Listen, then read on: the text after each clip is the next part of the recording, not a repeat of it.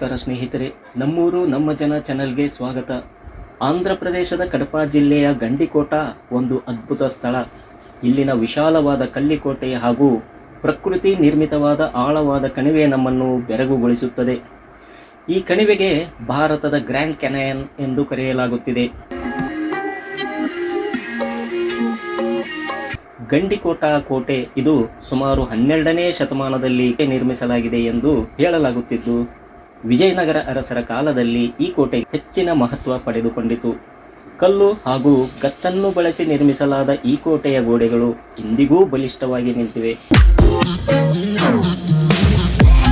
ಕೋಟೆಯೊಳಗೆ ರಂಗನಾಥ ಸ್ವಾಮಿ ದೇವಾಲಯ ಮತ್ತು ಜಾಮಿಯಾ ಮಸೀದಿ ಇದ್ದು, ಇದು ಭಾರತದ ಸಾಂಸ್ಕೃತಿಕ ವೈವಿಧ್ಯತೆಯನ್ನು ತೋರಿಸುತ್ತದೆ.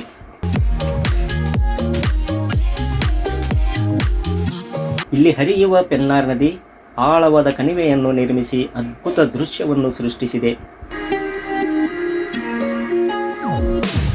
ಕೆಂಪು ಕಲ್ಲುಗಳಿಂದ ನಿರ್ಮಿತವಾದ ಆಳವಾದ ಕಣಿವೆ ಸೂರ್ಯಾಸ್ತ ಸಮಯದಲ್ಲಿ ಇಲ್ಲಿ ಕಾಣುವ ದೃಶ್ಯ ಮನಸೂರೆಗೊಳ್ಳುತ್ತದೆ.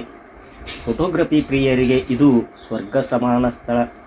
ಟ್ರೆಕ್ಕಿಂಗ್ ಮತ್ತು ಕ್ಯಾಂಪಿಂಗ್ ಮಾಡಲು ಸಹ ಇದು ಅತ್ಯುತ್ತಮ ತಾಣವಾಗಿದೆ.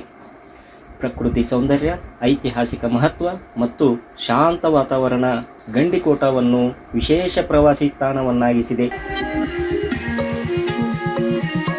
ನೀವು ಆಂಧ್ರ ಪ್ರದೇಶಕ್ಕೆ ಭೇಟಿ ನೀಡಿದರೆ ಗಂಡಿಕೋಟವನ್ನು ತಪ್ಪದೇ ನೋಡಬೇಕು. ಇಂತಹ ಅದ್ಭುತ ಸ್ಥಳಗಳ ಬಗ್ಗೆ ಇನ್ನಷ್ಟು ತಿಳಿಯಲು ನಮ್ಮ ಚಾನಲನ್ನು ಸಬ್ಸ್ಕ್ರೈಬ್ ಮಾಡಿ.